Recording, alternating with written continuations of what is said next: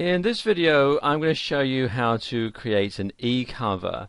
Now, an eCover is a graphic which gives a physical dimension to any digital product that you might be selling online.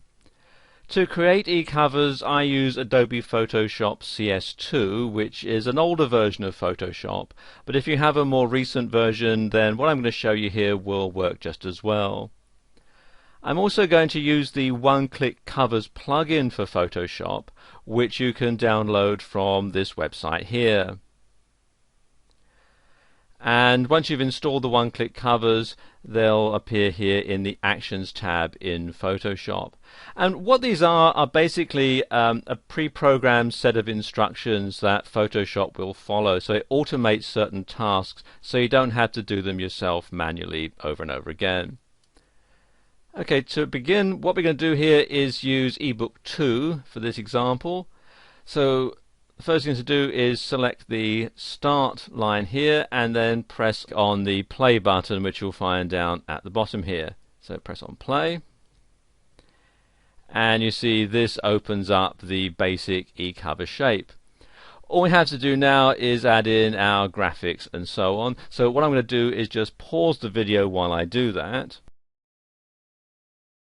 Okay, I've put in some simple graphics here, and I've also saved it as a Photoshop PSD file. You see here I've called it fantasticcover.psd, and I always save my eCovers as a PSD file when they're at this stage, when they're in this flat stage.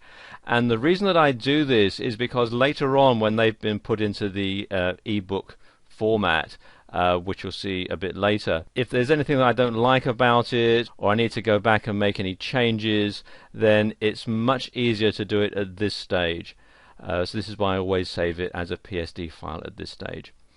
Okay, the next thing to do is come down here to compile and click on play.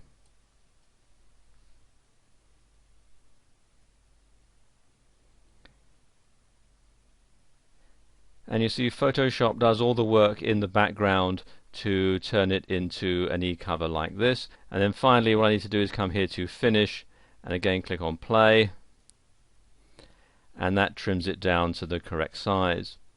Now I need to save it so that I can incorporate it into my web page, and for this I'm going to use the Save for Web function. So come here to File, Save for Web.